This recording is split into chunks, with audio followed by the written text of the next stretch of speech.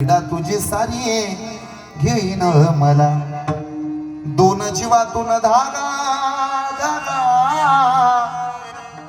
दोन जीवातून धागा एक विला आयुष्य माझं मिळो देवा माझ्या भावाला. बस बहिणीनं भावाकडे प्रेम मागावं. आपल्या धर्मपत्नीला आदर द्या.